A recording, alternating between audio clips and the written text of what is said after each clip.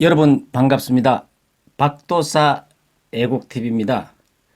오늘은 자유한국당 한교안 대표 장애투쟁 국민들 호응이 대단하다, 엄청나다. 그 점에 대해서 한번 이야기를 해보겠습니다. 자, 지금까지는 거의 움직이지 않던 한국당이 한교안 대표 체제로 들어서면서 지금 엄청난 화력을 쏘고 있습니다. 평소에 안 하던 장애투쟁을 하고 있고 또 강주고 대전이고 어디든지 지금 가고 있습니다. 며칠 사이에. 사실은 굉장히 국민들이 마음적으로는 성원을 하고 엄청나게 열광을 하고 있습니다. 단지 그게 언론에는 거꾸로 표현될 수밖에 없어요. 왜냐 그러면 강주 같은 데서도 어떻습니까? 물병을 던지고 여하튼 한교안이 전두환이 후에다 한교안이 감옥 보내라 온갖. 근데 그걸 언론들은 어떤 강주의 민심인 것처럼 보도를 하지 않습니까? 근데 그것이 아니고 그것은 실질적으로 이 특정 세력 어디든지 극렬하게 반대를 하는 그런 특정 세력들은 있어요. 실질적으로 그날 팻말을 들고 그렇게 물통을 던지고 하는 이러한 세력들은 거의 한교안 대표가 통진당 해산할 때 이석기당, 지금은 민중당 이런 집단들하고 또한 강주대학 진보연합회라고 굉장히 여기도 북한의 친북적인 단체죠. 이 한마디로 이야기하면 나경원 의원 사무실도 점거를 하고 온갖 난리를 다 피우지 않았습니까? 그리고 김정은 위원장을 사랑합니다. 여러 가지 이렇게 우리가 상상할 수 없는 과거 같으면은 국보법 위반으로 전부 다 구속이 돼야 되는데 지금은 정부의 성향 자체가 친북이다 보니까 전혀 그런 법이 작동을 안 하고 있어요. 이러한 그림을 대대적으로 비춰주니까 국민들은 여론이 그 한교안 대표가 강주 가서 실질적으로 갈시를 받았다 할 수도 있지만은 사실은 그게 아니고 이 세상에서 가장 무서운 것은 강한 무기는 포갑이 아닙니다. 진실입니다. 그 진실을 그런 것들이 언론으로 위장 보도를 해도 대다수 국민들은 성원을 하고 지금은 거의 다 그것을 압니다. 왜냐 그러면 한국갤럽이라고 굉장히 정권 쪽으로는 우호적으로 여론조사를 하는 회사인데 요번에 문재인 대통령이 5월 9일 날이 되면은 취임 2주년이 됩니다. 2주년이 되는데 여론조사를 했는데 경제 분야에서는 23%가 나왔습니다. 23%면 거의 낙제점 아닙니까? 아무리 경제 분야지만은. 자, 그리고 제가 며칠 전에 5월 3일 날 북한 김정은이의 앞날에 대해 가지고 사주풀이를 하면서 또한 문재인 대통령과의 어떤 궁합 관계도 제가 예측을 했는데 아니나 다를까 어제는 북한에서 합참에서 처음에 발표하기는 미사일을 쏘았다 그랬다가 또 발사체라 그랬다가 어쨌거나 그런 엄청난 거를 쏘았습니다. 사정거리가 70km에서 200km라 그러면은 거의 서울 한복판에 바로 떨어지는 그런 걸 갖다가 쏘았다 그러거든요. 이게 김정은이가 문재인 대통령이 얼마나 많이 도와주고 그랬는데도 김정은이가 2주년 축하는 보내줄 망정 이거 무슨 선물을 주는 것도 아니고 미사일 같은 거를 쏘았다는 거예요, 이게. 야, 정말로 이 북한의 김정은이는 정말로 어린 나이에 왜 김정은이가 정말 이런 짓을 하냐 그러면요. 김정은이의 운이 제가 이야기했지 않습니까? 2018년부터 기울어 가지고 2019년, 2020년대 되면은 굉장히 위험하고 본인의 건강도 위험하고 본인이 잡고 있는 정권 자체도 붕괴가 될 수 있는 그런 운이 온다. 지금 현재 징조가 그래요. 어쨌거나 하노이에서 트럼프한테 퇴짜를 맞고 또 4월 달에 푸틴한테 가서도 거의 퇴짜를 맞았거든요. 푸틴이 비핵화를 완벽하게 해라. 푸틴이 자기 편인 줄 알고 갔는데 거기에서도 전혀 답을 안 주니까 사실은 우리 언론 같은 경우에는 그런 것들을 적나라하게 잘 보도를 해줘야 되는데 무슨 김정은이가 러시아가 떡이라도 받아올 것처럼 결과에는 김정은이는 뭡니까? 궁지에 몰리니까 미사일인지 발사체인지 그것을 지금 쏘지 않습니까? 문재인 대통령이 지금까지 김정은이한테 뭡니까? 서든 정성을 생각하면 최소한 2주년이나 지나가 쏘아야 될 건데 정말로 김정은이는 예측을 할 수 없는 거예요. 그냥 우리가 평범하게 예측을 하면은 바로 우리는 뒤통수를 맞을 수 있는 그러한 것입니다. 그래서 사실은 문재인 대통령은 김정은이한테 솟는 열정과 정성을 가지고 우리 국민과 국가를 위해 가지고 정성을 쏟아야 되는데 지금 국내적으로는 적폐라 그래 가지고 거의 다 뭐 감옥을 보내고 그러지 않습니까? 실질적으로 김관진 전 국방장관 같은 경우에도 뭡니까?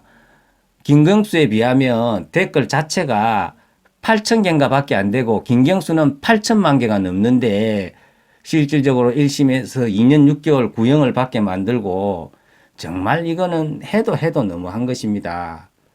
그리고 박찬주 2군 사령관 같은 경우에는 정말로 훌륭한 군인인데 그걸 갑질을 했다 그래가지고 헌병대 지하 영창까지 보냈지만은 결과에 전부 다 무혐의를 받지 않았습니까?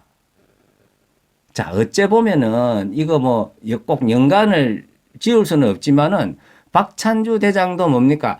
박근혜 대통령 동생인 박지만 씨와 육사 37기 동기입니다. 그게 작용을 했는지 모르겠지만은 또 그 앞에 뭡니까? 이재수 기무 사령관님 같은 경우에도 박지만 씨하고는 굉장히 친한 사이예요. 박지만 씨가 사실은 뭐 자기 엄마 아버지가 다 비혼해 돌아가시다 보니까 결혼도 사실은 늦게 했어요. 아주. 그래 늦게 결혼을 하다 보니까 이재수 장군 같은 경우는 박지만 씨하고 굉장히 개인적으로 친해요. 그러다 보니까 박지만 씨가 장가 갈 때 함자비도 하고 그런 아주 각별한 사이인데 그때 이재수 장군이 기무사령관으로 있을 때 뭡니까? 인도에 뭡니까? 국빈 방문하러 갔던 문재인 대통령이 바로 한국에 와서 지시도 해도 되는데 늦지 않는데 거기서 기무사의 어떤 무슨 뭡니까? 뭐 세월호 관련 뭐 비리가 있다 뭐가 있다 조사를 해라고 특별수사단을 꾸려라 해가지고 결과에 그것도 조사하니까 전부 다 뭡니까? 무죄가 되고 차라리 그것은 세월호 관련 이런 것은 뭡니까? 판사가 기각을 했어요. 제 자체가 안 된다 했는데 또 거기서 끝나는 것이 아니고 또 별건으로 조사를 하고 어쨌거나 이분이 강력한 압박감을 받아가지고 목숨으로 자기의 목숨을 뭡니까? 바치면서 투신을 하면서 목숨을 버리면서 와, 다 이렇게까지 정말 이렇게 이 정권은 정말로 참이 뭔가 방향성을 정말 잘못 잡고 있는 것 같아요. 그런데 어쨌거나 한교안 대표가 지금 엄청나게 지금 장애투쟁을 하고 있는데요. 정말 이 마음을 잃지 말고 더 강력하게 장애투쟁을 해야 내년 총선에서도 압도적으로 승리를 할 수 있다. 저는 그렇게 봅니다. 왜냐 그러면요. 언론이라도 지금 중간자적인 입장에서 제대로 보도를 해주면은 뭐 대충 해도 문재인 대통령이 원체 못하니까 이길 수가 있지만은 그게 아니에요. 문재인 정권하고 언론은 민주노총 언론은 거의 한 몸이라고 보면 됩니다. 그러니까 선거에서는 홍보라든지 이거 거의 7, 80%를 차지하기 때문에 언론이 전부 다 저쪽 편이기 때문에 지금 한교안 대표당이 이길 수 있는 거는 정말로 강력하게 투쟁을 할 수밖에 없는 거예요. 그리고 그 투쟁의 어떤 효과가 국민 속으로 바로 전달이 돼야 됩니다. 사실은 황교안 대표가 강주에서 물병 세례를 받고 뭐 영무실로 피신을 하고 했지만 참 그것을 보는 국민들은 속으로 다 알 거예요. 저기에서 실질적으로 뭡니까? 저렇게 나대는 그런 집단들이 민중당 그런 세력들, 그 다음에 강주 뭐 진보 대학생 연합회라든지 완전 친북 친북적인 단체들, 그런 단체들 아닙니까? 이제는 국민들이 바보가 아니거든요. 언론이 아무리 그걸 제대로 보도를 안 해줘도 이제는 국민들이 스스로 판단을 할 수 있는 그런 능력이 있습니다.